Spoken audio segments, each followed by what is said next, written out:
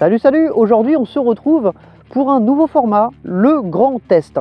Alors pourquoi le grand test? Parce que vous êtes nombreux à me demander de revenir sur certaines machines pour avoir un test plus détaillé après utilisation. Donc ce que je vais faire maintenant, c'est que pour les prochaines machines que je vais tester sur la chaîne, je vais continuer à faire le test à la sortie du carton dans un format de 10-15 minutes assez condensé. Et sur certains modèles les plus pertinents, je reviendrai dessus après tant de kilomètres pour un gros test où on va tout reprendre point par point, châssis, motorisation, conduite, entretien général, etc. etc. Alors on commence avec la Bronco Extreme 11 et c'est parti, c'est juste après le générique.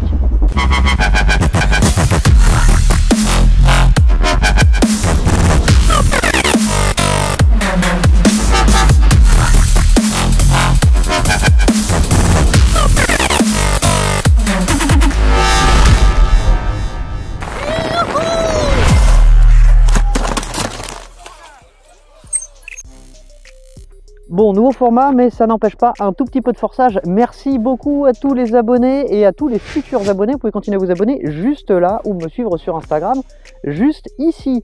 La Bronco, comme bien d'autres trottinettes, Wepet, Dualtron, etc., etc., est disponible chez Fast Ride et avec le code promo ZeroRider, vous avez le droit à 5% sur toute la boutique, y compris les achats de trottinettes. Allez, on va commencer par les caractéristiques. C'est parti!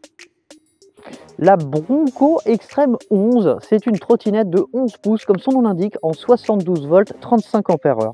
Un véritable monstre, car au niveau puissance, on est quand même sur du 4220 watts par moteur, soit 8440 watts en pic. Pour l'ensemble, c'est plutôt dingue. Alors c'est une trottinette qui est plutôt volumineuse, elle fait 48 kg. Au niveau longueur, elle est aussi assez imposante, elle fait 134 cm, donc elle était juste en dessous de l'ancienne réglementation. Maintenant, elle est largement en dessous de ce que la réglementation préconise, puisqu'on peut aller jusqu'à 1,65 m de long.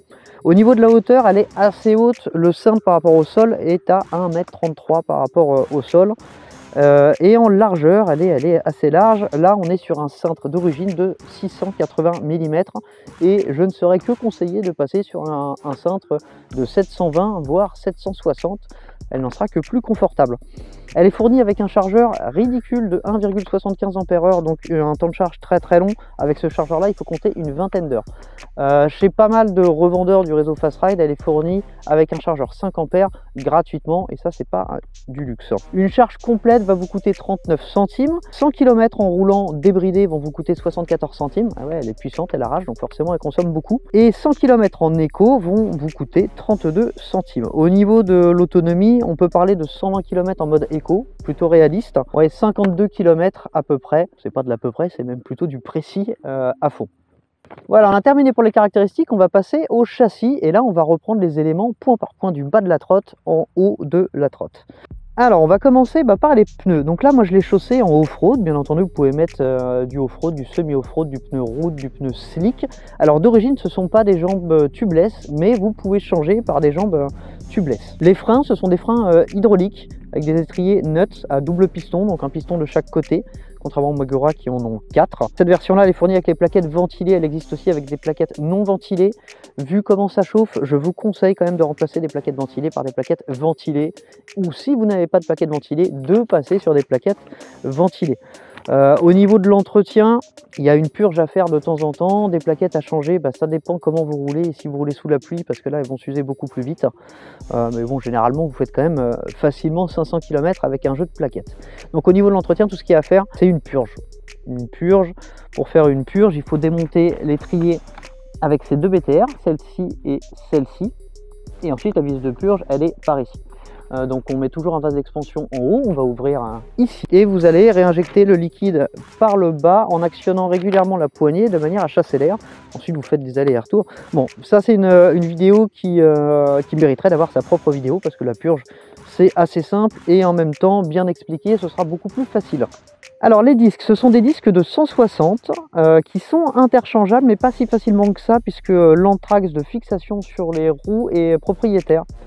Donc oui, on peut les changer, mais il faut acheter une petite pièce d'adaptation que vous retrouvez chez Fast Ride. Les garde-boue, alors après quelques kilomètres, effectivement, ils ont tendance à vibrer beaucoup.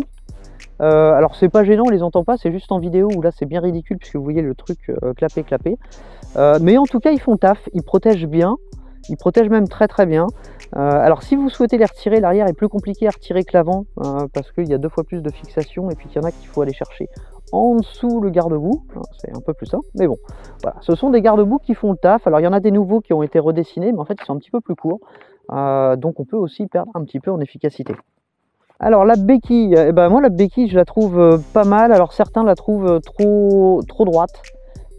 Effectivement, il faut quand même que la trotte soit sur un plan bien droit, ou alors si vous la mettez sur un plan un petit peu penché, il faut la mettre du bon côté. Mais bon, plus court, ça aurait fait quand même un sacré poids sur une béquille, somme toute pas très épaisse. Donc au final, je la trouve quand même plutôt bien positionnée. Alors au niveau des suspensions, donc sur ce modèle-là, on a des suspensions pneumatiques à l'arrière. À l'avant, c'est un Nexa 291R avec réglage de détente et de compression en 1800 lbs. Et à l'arrière, c'est un Aoi 36RC, un amortisseur pneumatique de marque DNM avec double chambre, chambre négative, chambre positive. Alors ce que j'ai remarqué à l'usage, parce que je connais très bien cette suspension, je l'ai utilisée sur une 10X, mais alors là en position verticale. Là, quand il se trouve en position horizontale, on a besoin de moins de pression pour avoir le résultat escompté. Pour vous donner un ordre d'idée, sur la 10X, il me fallait 210 PSI sur la chambre positive et 30 sur la chambre négative. Là, sur la chambre positive, je suis quasiment à moitié moins. Je suis à 120 à peu près de chambre positive. Et la chambre négative doit être toujours remplie à peu près au tiers de ce que vous avez rempli, parce que vous avez mis en pression sur la chambre positive. Alors est-ce qu'on parle réglage? Oui, on va parler rapidement réglage. On va commencer par celle qui est devant, donc qui a un réglage de rebond et de compression. Alors la compression ne va pas changer la résistance du ressort hélicoïdal. Ça sera toujours la même. Si vous voulez un amortisseur plus souple ou plus rigide, ça sert à rien de comprimer le ressort puisque lui aura toujours la même dureté. Pour ça, il faut changer le ressort. C'est pour ça que vous avez une nomenclature. Celui-ci, par exemple, c'est un 1800 lbs. Ça correspond en fait à ce qu'il supporte comme pression. Le réglage du rebond, c'est celui qui va vous permettre d'agir sur la vitesse à laquelle, le dynamisme en fait de la suspension. Plus le rebond va être fort et plus elle va bouger rapidement, plus vous allez ralentir et plus elle va être amortie par le vérin hydraulique qui est à l'intérieur. Donc ça, c'est vraiment une question de goût. Moi, j'aime bien quand il y a beaucoup de rebond. Voilà. Sur la Aoi 36RC qui est à l'arrière, donc vous avez aussi ce réglage là de rebond qui est sur la molette. Donc c'est exactement le même principe, hein, ça joue sur l'agilité en fait de la suspension. Et vous avez aussi un système de lock. Alors le lock, normalement, même si sur cet amortisseur là il n'est pas aussi efficace que ça, mais en théorie c'est censé bloquer l'amortisseur complètement. En réalité sur un DNM Aoi 36RC ça a plus tendance à le durcir un petit peu, mais ça ne le bloque pas complètement. Alors, au niveau de la pression, je vous ai déjà expliqué. Pour les suspensions, on a fait le tour. Si vous voulez les changer, c'est pas bien compliqué. À l'arrière, c'est du 165 mm eye to eye et à l'avant, c'est du 150 mm eye to eye. Voilà, on a fait le tour sur les suspensions. Alors, on va remonter petit à petit. Ici, vous avez une kiddie bar. Alors, une kiddie bar, à quoi ça sert? Donc, on peut la mettre là. Il y en a qui se mettent ici. En fait, l'intérêt, c'est tout simplement de rajouter de l'éclairage. Vous pouvez mettre des petites lumières qui sont sur celui-ci. Alors, là, clairement, sur la kiddie bar officielle, qui passe juste en dessous l'amortisseur de direction. Pour caser des feux, c'est plus compliqué parce qu'il faut les caser par en dessous. Il ne faut pas que ce soit gêné par l'amortisseur de direction. Voilà. Bon, ça, c'est un accessoire que vous retrouvez chez Fastride, bien entendu, et je vous mets le lien en description.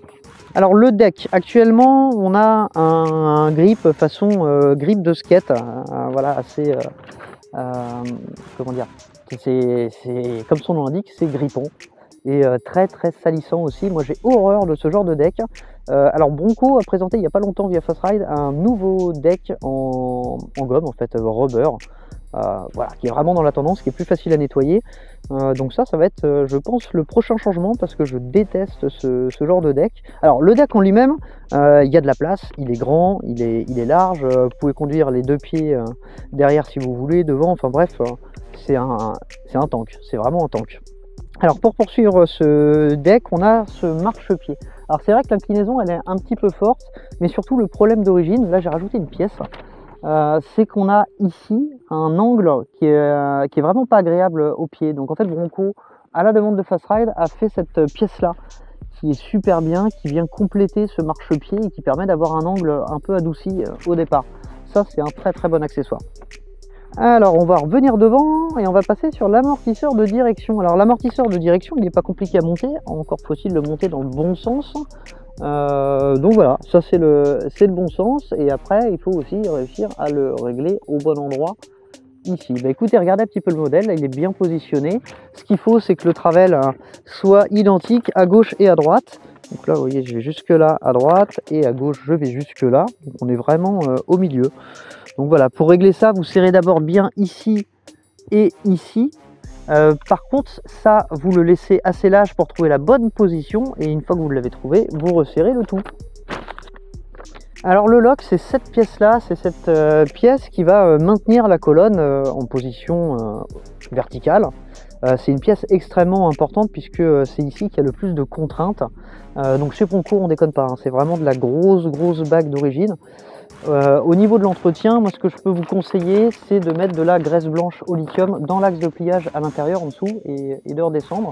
Et aussi pour le serrage, pour avoir un bon serrage, en fait une fois que vous avez serré la première bague, vous allez resserrer un petit peu ici la seconde, vous allez la refermer, vous rouvrez l'autre, vous la refermez un petit peu ici, vous la refermez, et voilà, de manière à pouvoir la fermer en toute sécurité. Alors on va continuer avec la colonne, hein. Donc la colonne c'est cette partie là, donc d'ailleurs je m'arrête tout de suite sur les passages de câbles qui sont vraiment très bien. Les gaines sont épaisses, c'est bien fait, il n'y a pas de risque de couper les câbles, hein. Vous pouvez rester avec les gaines d'origine, on n'est pas chez Mini Motors. Et ça c'est top, donc c'est une colonne qui est très rigide. On a une tête de colonne d'origine qui est courte. Alors je m'inquiétais beaucoup sur le cintre, d'ailleurs c'est et ben on y arrive sur le cintre, parce que c'est un cintre pliant de marque Xtasy, rebandé, cintre que j'avais pas mal utilisé sur ma première 010X, mais c'était une ancienne version, et c'est vrai qu'ils ont pas mal évolué. En fait, sur l'ancienne version, il n'y avait aucune vis de réglage comme celle que vous voyez là, celle que je suis en train de vous diffuser en vidéo. Cette vis là, elle est très importante puisqu'elle vous permet de supprimer complètement le jeu qu'il pouvait y avoir sur les poignets. Vous voyez, hein, je l'ai bien serré, ça ne bouge pas d'un millimètre. Donc au final, je suis vraiment convaincu par ce cintre, d'autant que par rapport au cintre Xtasy d'origine, celui-ci est plus large, hein, ils l'ont quand même élargi. Donc au final, moi ce cintre il me plaît bien. Mais écoutez, pour le châssis, je pense qu'on a fait le tour, donc on va passer à la motorisation. Donc la motorisation, ça se décompose en quoi? Des moteurs, donc des moteurs brushless, 4220 watts par moteur, ici, donc c'est des contrôleurs de 50 ampères. Donc au niveau motorisation, on a des moteurs, et pour faire fonctionner les moteurs, on a des contrôleurs, c'est eux qui vont envoyer l'information, la séquence qui va permettre de faire tourner ces moteurs là, et le tout est alimenté par une batterie de 72 volts 35 ampères qui est dans le deck. Donc batterie connectée au contrôleur, et contrôleur lui-même contrôlé au display, donc qui attend nos informations quand on va accélérer, freiner, allumer les feux, etc., et va renvoyer les instructions vers le moteur. Je dégrossis, hein, là on est vraiment dans le basique. Donc les contrôleurs, c'est du sinusoïdal, 50 ampères chacun, ce sont de très bons contrôleurs qui sont devant, c'est un contrôleur double. Alors, Jeff vous a présenté récemment, et je vais vous le présenter sous peu, un nouveau display sur la Bronco Extreme V3, celle-ci c'est la V2, celle qui est en train d'être livrée actuellement. Donc là maintenant on est sur un écran central et une gâchette au pouce type quad, la fameuse 300X, ce qui fait que si vous devez changer ce display, si vous voulez ce nouveau display, il faut aussi changer de contrôleur. Alors ce sont les mêmes contrôleurs, mais la programmation est différente. Et on ne peut pas reprogrammer comme ça aussi facilement ces contrôleurs là. Donc le kit qui est fourni, il est composé donc de l'afficheur LCD, de la gâchette 300X et d'un nouveau contrôleur double. Alors moi à titre perso, j'ai rajouté un boîtier de bridage, débridage. C'est très simple pour récupérer le 12 volts. Il y a un 12 volts sur cette trottinette là. Pour rappel, ces boîtiers là ont besoin d'une alimentation 12 volts. Donc je me suis repris sur les feux, et moi je l'ai installé en position fermée au démarrage. Voilà, donc je démarre, elle est bridée, et si j'ai besoin de la débrider, je la débride après. Mais voilà, en tout cas pour une utilisation quotidienne, elle est parfaitement légite. Donc c'est assez facile à installer. Ça se passe dans le flanc droit, voilà, vous avez de la place, vous pouvez vous repiquer sur l'alimentation des feux, il y a tout ce qu'il faut. Alors, je reviens rapidement sur la batterie pour vous dire ce qu'il faut faire et ce qu'il ne faut pas faire. Ce qu'il ne faut surtout pas faire, c'est décharger à fond une batterie lithium. Ça ne se décharge pas à fond. Alors, il y a une protection, il y a deux protections même généralement. Il y en a une au niveau du contrôleur qui, quand la tension va être trop basse, va stopper pour éviter de vider complètement la cellule. Et le BMS de la batterie, donc c'est un système qui gère l'alimentation des cellules, l'étalonnage, etc.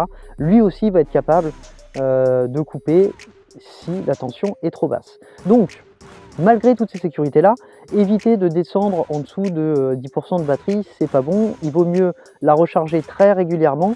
On parle, alors là c'est des cellules LG MJ1, donc c'est donné pour à peu près 3000 cycles de charge.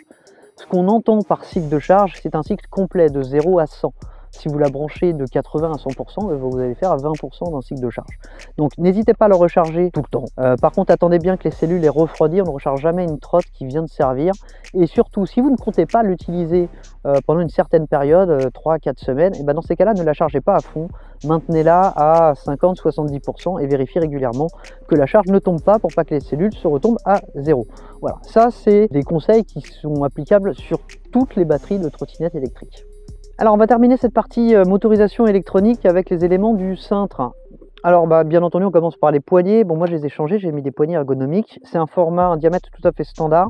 Alors je sais plus exactement, c'est pas le 31,8, c'est l'autre, je crois que c'est 22,4 de mémoire, mais sinon je vous l'écris dans la vidéo pour pas vous dire de bêtises. Après on a donc les poignées de frein hydrauliques qui sont des poignées de doigts. Vient ensuite le switch pour allumer les lumières. Alors attention, puisqu'il est capable d'allumer les lumières, trotte allumée ou éteinte, donc faites attention à ne pas laisser allumer. Ensuite, moi j'ai installé un rétroviseur que je vous conseille fortement, que vous retrouvez en description, ça pour moi c'est un indispensable, et un support de téléphone. Alors celui-ci est très bien, pareil, si vous le voulez, vous le retrouvez en description. Enfin, l'idée c'est de vous dire qu'il y a la place pour mettre ce type d'élément sur le cintre d'origine, il n'y a pas de souci. Voilà, donc à droite, ça c'est une petite télécommande GPS que j'ai installée. J'ai installé ça, une petite protection pour le display, c'est un ami qui l'a fait. Alors arrêtez de me demander dans les commentaires de vous envoyer le STL, c'est pas moi qui l'ai fait, donc je vais pas me permettre de le transmettre, surtout que la personne qui me l'a fait le vend. Voilà.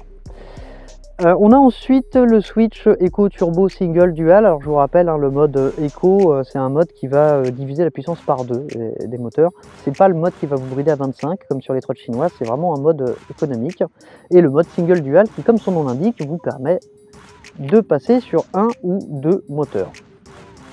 Bon, on va passer à la partie la plus marrante, c'est-à-dire la conduite. Alors, déjà, ce que j'aime beaucoup sur cette trottinette-là, c'est regarder sa stabilité. On peut rouler extrêmement lentement, du fait que la batterie est très lourde et centre de gravité assez bas. Et puis même la conception générale de la trotte fait que elle est impeccable. Au niveau comportement, elle est vraiment impeccable.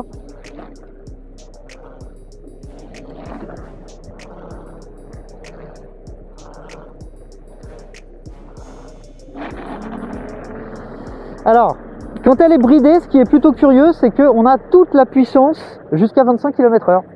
Et ça s'arrête d'un coup, ce qui est plutôt frustrant. Alors au niveau de la position de conduite, c'est une des rares trottinettes où même en épi, je suis plutôt bien.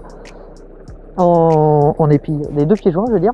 Le problème, c'est que quand on est comme ça, on a tendance à se gripper sur la colonne, et ça, c'est pas bon du tout.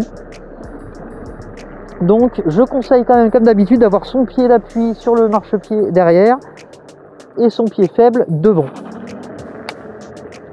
Alors là je viens de la débrider. Je vous explique pourquoi c'est intéressant de la mettre sur le faisceau des feux. Tout simplement en cas de pépin, si vous avez besoin de rebrider rapidement, et quand vous êtes en position bridée au démarrage, vous avez juste à éteindre les feux et ça va la brider instantanément.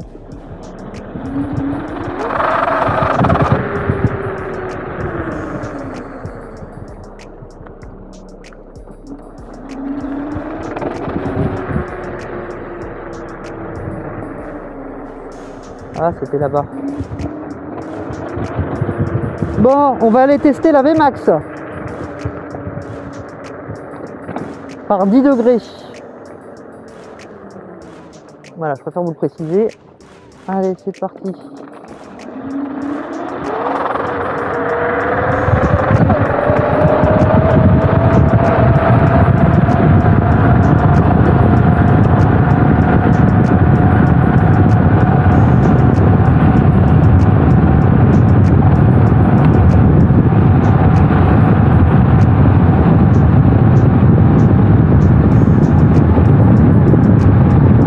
Bon, je pense que vous en avez vu assez pour la VMAX.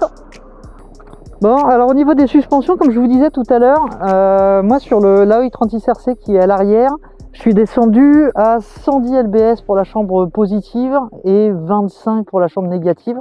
Et là, je suis vraiment bien, ça claque pas, je vais pas en buter, mais j'ai suffisamment de de Travel pour que ce soit confortable. Je suis un peu moins fan de la suspension à l'avant qui a moins de Travel, même si j'aime bien l'amortisseur en lui-même. Hein. L'Exa 291R, c'est un amortisseur qui est très très solide. J'ai fait des tas de sauts avec la 10X et même la 11X sur laquelle je les avais montés et c'était vraiment impeccable. Mais par contre, ce qui me dérange, c'est qu'ici, ils sont en 150 mm, ce qui fait qu'on n'a pas énormément de Travel sur l'avant. Enfin, on en a quand même beaucoup hein, par rapport à d'autres trottinettes. Mais j'ai déjà vu mieux et on est tellement proche de la perfection sur ce modèle-là que du coup, ça me frustre un tout petit peu. Alors, je vais rebrider. Vous allez voir ce que je vous disais. Là, vous voyez, j'ai les feux qui sont allumés. Donc là, je suis pas bridé, hein, vous allez le voir rapidement. Voilà, c'est pas ce qu'on appelle brider. Je fais ça, je coupe mes feux, je les rallume. Et voilà. Là, je suis à fond, je suis bridé. Ça, c'est vraiment bien. Bon, par contre, du coup, pour débrider, bah après, hein, vous connaissez la manip. Alors, on a vu le positionnement, on a vu les amortisseurs, le freinage. Alors, le freinage, il est accompagné d'un freinage électronique qu'on appelle l'EBS, qui ici est un petit peu moins court que sur les autres trottinettes. Je m'explique. Le freinage régénératif, donc c'est un freinage qui va renvoyer de l'énergie vers la batterie. Le problème, c'est que sur une batterie pleine, ça va avoir tendance à, généralement c'est le contrôleur qui fait tampon entre les deux, à griller le contrôleur si vous faites un trop gros freinage batterie pleine, puisque le BMS de la batterie va rejeter ce surplus d'énergie, et c'est le contrôleur qui va tout se prendre et qui va cramer. Sur ce modèle-là, comme sur les dernières Dualtron d'ailleurs, le freinage électronique ne fonctionne pas quand la batterie est chargée au-delà de 80 volts. En dessous des 80 volts, il va fonctionner, il va bien accompagner le freinage hydraulique, ce qui fait qu'on a un freinage vraiment efficace. Et alors surtout quand on est bridé à 25, voilà, il me faut vraiment pas grand chose pour m'arrêter. Je vais pas mesurer, mais là on va dire, allez, 2 mètres, grand max. Hein. Alors je démarre comme un bœuf, mais il y a aussi possibilité de démarrer tout doucement, hein, je vous montre. Voilà, là c'est beaucoup plus confortable. Non, moi ce que j'adore sur cette trotte là, c'est que on peut aussi bien rouler cool de manière très très agréable parce qu'elle est super confortable et qu'elle est très facile à conduire, ou on peut aussi rouler comme un bourrin parce qu'elle a un comportement super sain, elle a la puissance qu'il faut, elle a vraiment tout ce qu'il faut. Alors je vais m'arrêter au petit parc et puis on va se faire un petit débrief. Alors avant de finir par le débrief, on va terminer par l'entretien général. Alors qu'est-ce qu'il y a à entretenir? Alors déjà au niveau du graissage, donc graisse lithium, toujours lithium, j'insiste bien, pas de WD-40. Et alors là vous avez plein d'endroits où vous pouvez en mettre pour être tranquille. Alors déjà on va commencer par les axes de roue, ici, les axes de rotation de la fourche à l'arrière, c'est-à-dire là, là. Même chose à l'avant, vous pouvez en mettre sur les roulements qui sont ici et les roulements des bras oscillants qui sont ici.